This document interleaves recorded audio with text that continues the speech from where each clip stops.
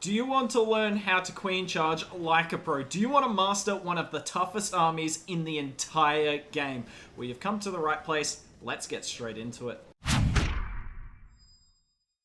Hey guys, Hooked here, and today we're going to be going through the basics of queen charge attacks. The purpose of this video is to prepare you for the queen charge Lalo guide coming out tomorrow, and the queen charge hybrid guide probably coming at the end of next month, by providing you with the simple tips and tricks that you need to master these strategies. These tips and tricks though won't just apply to Town Hall 14. This will apply from Town Hall 9 to Town Hall 14. So if you're any of these Town Halls, tune in because you're going to learn a thing or two. The best place to start, in my opinion, is with the queen accessibility. So when the queen's shooting over a wall, what can she reach and what can't she reach? So I've set up this compartment here deliberately with the Inferno, and I want you to pause this video and tell me, can the queen reach this Inferno from any angle? Let me know. Spoiler alert, she can't reach it from any angle, and I'll explain why right now. So the first place to start is from probably over here. There's 1, 2, 3, 4 tiles. The queen, when there's 4 tiles between a building and the wall she's shooting over, will never be able to reach. If this Inferno was 1 tile closer, so it was 3 tiles away from the wall, then she would be able to reach the Inferno. But when it's 4 tiles over the wall, it's impossible. The next most logical place to start is actually at the bottom here. So can your queen shoot from this location? So it's 1 tile, 2 tiles, but they're diagonal. So it's 2 tiles one way and then 2 tiles the other way. And fun fact, the queen actually can't reach from this location. Don't really know why. It looks really close, but it's not the case. So if it's 4 tiles over and 0 across, she can't reach. If it's 2 tiles one way and 2 tiles another way, she also can't reach. By that logic, can she reach from here? We've got 1, 2, 3 tiles over and 1 across to the Inferno. And fun fact, she can't do that either. The easiest way I remember all these rules, by the way, is, so this is 4 tiles over and 0 across, can't do it. This is 3 tiles over and 1 across, she can't do it. And this is 2 and 2. So essentially you lose 1 tile going one way and gain a tile going the other way. And therefore you still can't reach it. However, if this is, for instance, 3 and 0, so if we moved that wall like that, then the queen would be able to reach from this location right here, because it is 3 and 0, it is doable. But as long as it's 4 and 0, 3 and 1, or 2 and 2, your queen will never be able to reach that building from over the wall. So using what we've learned so far to look at this final corner over here, you'll notice when our queen shoots from here, it is 2 tiles diagonal, so it's not possible. If our queen shoots from here, it's 1, 2, 3, and 1 across, also not possible. And if our queen shoots from here, well, it's 1, 2, 3, 4, impossible. So if you ever see like a staggered wall like this, generally it means that you won't be able to reach the Inferno, Scattershot, Eagle, Town Hall, whatever building it is, over that set of walls. Okay, so now that we know how much our queen can reach from a certain angle, it's time to think about how we're going to charge, and specifically where we're going to enter and how we're going to funnel. Now, where exactly on the base you enter is kind of army specific. For instance, with Queen Charge Hybrid, you're much more likely to Queen Charge the Town Hall, whereas Queen Charge Lalo, you're much more likely to just Queen Charge wherever you can get maximum value for the Queen Charge. And we're not really going to focus on that today. Today I'm going to talk about, once you've picked your spot, exactly where should you try and enter and how we're going to funnel accordingly. Now, on this base, no matter really what army you're using, it is best to charge the Town Hall. But there's always a few ways you can do it, because we have so many different spots where we can wall break on this outer layer. So what a lot of new players do, what they love doing, is wall breaking on the corner. So essentially trying to queen charge through the corner here. And I'm going to tell you, 9 times out of 10, this isn't the play. And there's a few reasons for it. One, when you put your queen in on a corner, there's essentially a 50-50 chance she goes this way or she goes that way. It's really hard to control and predict exactly where your queen's going to go. And a lot of the time you'll find that she goes through this first wall break okay, but if you wall break on the corner yet again for this air defense, it's really hard to predict whether she's going to go in or not. And even worse, if she doesn't go in, you don't know if she's going this way or if she's going that way. And it's just really hard to predict where your queen's going to go. And half of queen charging is understanding where your queen's going to go so you can set funnels ahead of advance, and you can focus more on the spells of your queen charge rather than exactly where your queen is going. So what you actually want to do is put your wall breakers in on the side. So on this base, I'd kind of do my wall breakers maybe here and here. However, that doesn't mean I should start my queen here. This is one of the misconceptions. There's actually 2 points where I would consider starting the queen. So you either start her up here or you start her down here. And essentially what you do, you funnel and have her go up and go straight in. Same on the other side. And the reason this is so nice is you set the funnel on, so if you come from this top side, you set the funnel from these buildings so that when your queen goes in, you can control her a bit more. But B, when you start your queen here, obviously she's going to shoot everything, slowly head to the wall, and then she's going to go down. So when she's standing right next to our wall break, she's actually as close to the wall as possible. And when she's close to the wall, she's much more likely to step in because she's only got to move 1 tile. Whereas if you start your queen at this spot here, right in front of the wall break, she might actually go like this way or this way, and she won't be as close to the wall as possible. So I hope that kind of makes sense. If it doesn't, go back and watch, or just watch any queen charge attack, and you'll see all the pros kind of do this, and watch how close the queen is to the wall when they step in for the wall break. So on this base, when we're picking in between these 2 yellow dots, this one on the top side is a little bit better. And the reason for that is it's a little easier to funnel these buildings over here. Because if we start our queen over here, we need to get rid of this building here and this building here. Because what those buildings are doing is they're pulling our queen up. And we don't want our queen to go in that direction. We only want our queen to go in this direction. So we need to get rid of any buildings that can pull her the wrong way.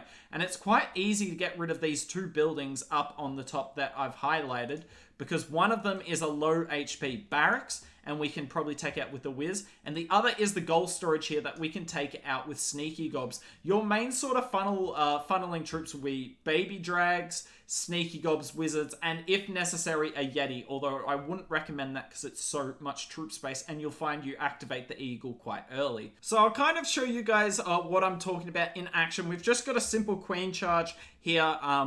Anyways, so we're going to start the queen exactly where we talked about, so right there. And because she's taken all that, we can put our wizard down to funnel, 2 sneaky gobs, and our healers. And as soon as you put your healers down, I recommend using a wall break as well.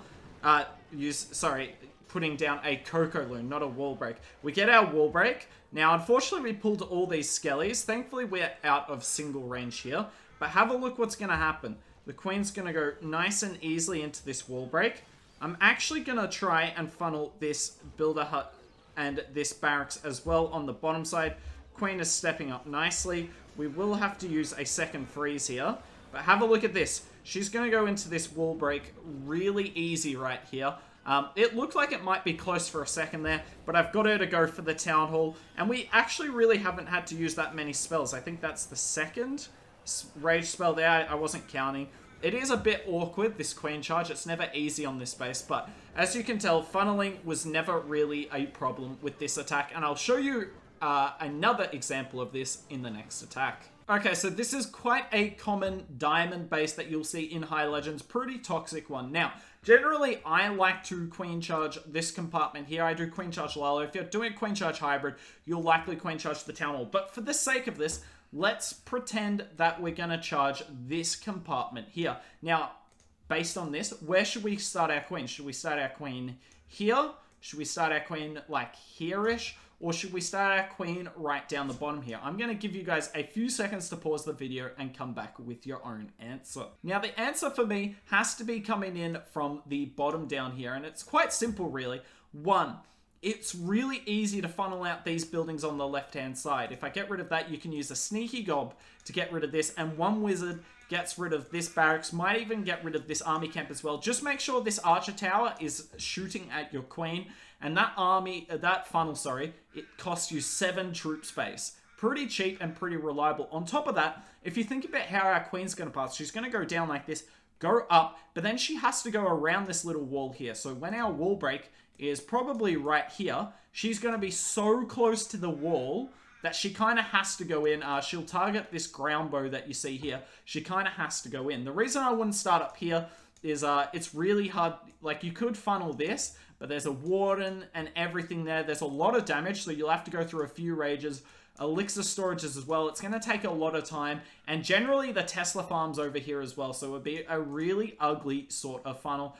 You could actually start your queen in the middle if you wanted to on this one, but yet again, once she goes inside the compartment, let me remove everything. Once she goes inside the compartment, kind of don't have this funneled, you don't have this, and then your queen can go any direction once she gets in the compartment. Whereas if we start from the bottom here, I can almost predict her exact pathing. I reckon she's going to go something like that.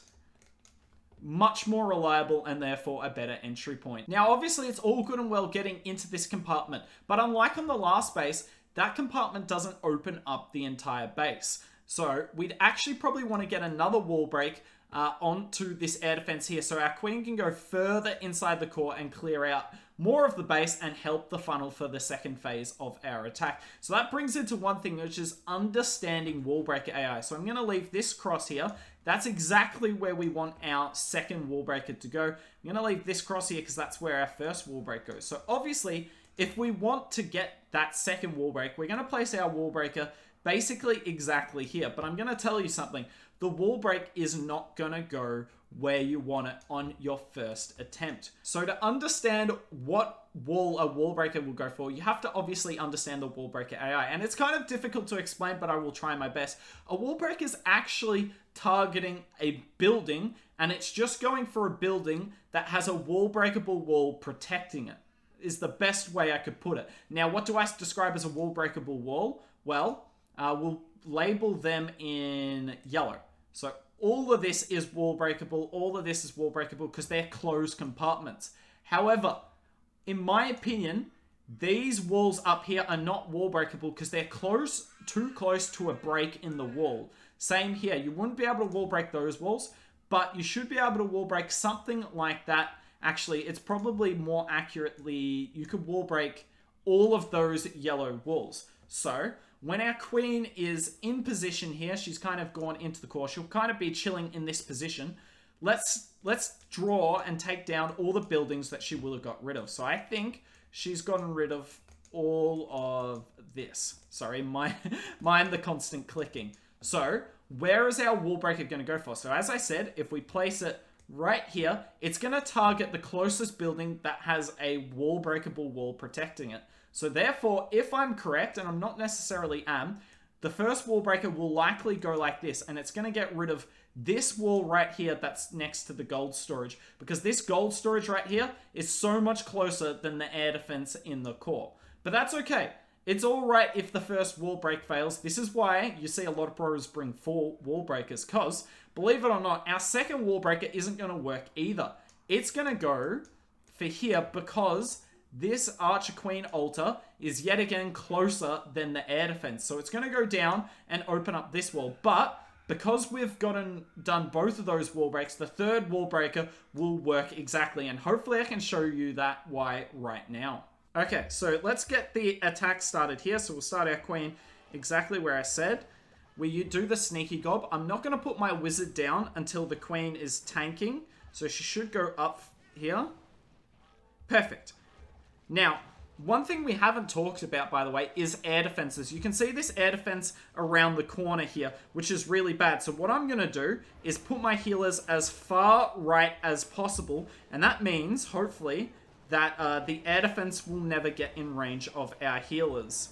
So we rage there, obviously, to deal with the enemy queen. We got our wall break. Now, we had to do that wall break before the cannon went down, because if the cannon goes down, then the wall break is going to target the wizard tower instead, and that's just not as nice a wall break. So we get the queen to go in really easily here, as I was talking about. Now, something else we haven't really talked about is rage spells with queen charge. Essentially, anytime your queen's in 3 single point defenses, then you're gonna have to use a rage. But honestly, it's all judgment calls about rage spells. Now, I actually think my queen nearly went out here. So the CC comes out. Obviously, we're gonna poison that. Unfortunately, the air defense in the core is targeting my healers. Let's not worry about that. So, we put our first wall breaker down. Look at it. Goes for that exact wall. We put our second wall breaker down. It's going to go for that wall, as I'm going to freeze the air defense again. And then look at this. Third time lucky. It doesn't actually go for the air defense. It goes for the wizard, for the builder hut. But that is absolutely fine. Queen, unfortunately, just didn't go for the air defense. But look at that. We're in the core of the base. We've done pretty well to get this far. We're going to have to pop our queen to deal with the single. But hopefully you understand a bit more about, you know, making the cheapest funnel possible, but also how to use wall breakers after this attack. I've got one more replay for you guys to show you the best way of dealing with the CC. So in my opinion, one of the toughest things with queen charging, aside from keeping your healers alive, is dealing with the defensive CC. It's something that not really a lot of people know what to do. And this attack right here is kind of a perfect display of how to deal with the CC. So at the start of the attack, when you're kind of chilling, by the way, look at that. We delayed our healers and angled them much as possible, yet again. But this attack's kind of a good display on how to deal with the CC. Now, whilst your queen's got a bit of downtime, you should be trying to predict when your queen's going to deal with the CC. So the CC comes flying out here. Now, because my queen's under a lot of damage, you don't really want those headhunters to shoot your queen. So what I do here, I use the freeze spell. Now, you don't have to use the freeze spell every time. Generally, I'd only use the freeze spell for two reasons. One, if there's too much damage on my queen and I have to use it. Or two, which was the reason here, if I freeze the Hound and the headhunters there, whilst the headhunters are frozen, my queen actually shoots the headhunters. Headhunters are really detrimental for the archer queen, and if your queen can shoot them before they shoot back, it's absolutely perfect. Now, if I froze there and the queen shot the lava hound first and the headhunter stayed up, then in my opinion, that is not worth it at all. But we got the queen to shoot the headhunters first, and it was really nice. Now, if you're dealing with the super minion CC, unfortunately I have no replays dealing with the super minion CC. If you're dealing with the super minion CC, generally what you want to do is freeze the headhunters or the rocket balloons, and then use your poison spell on the super minions just to slow down their firing rate. But when it comes to a Hound CC, generally you just either decide whether you're going to freeze or not, and then you use the poison to get rid of the lava pups. As you can tell, that freeze spell absolutely set us up for success here, and we have clapped this base. But that's it for me in this video. It was just meant to be kind of a simple, basic, short video today. I'm not sure I kept it as short as I would have liked. But let me know down in the comments below if you've got any other questions, and I'll get back to them. Because like I said, the Queen Charge Lalo guide's coming out tomorrow, and it's going to be much more advanced. We're going to be talking about exactly where you should be charging on each style of base. And that's there's going to be no time for going through basics in that video. But regardless, I hope you enjoyed this video today. Hopefully you learned a thing or two. That's the most important thing to me. But yeah, if you enjoyed it, hit that like button. It means a lot to me. Drop a great comment, and hopefully I see you soon.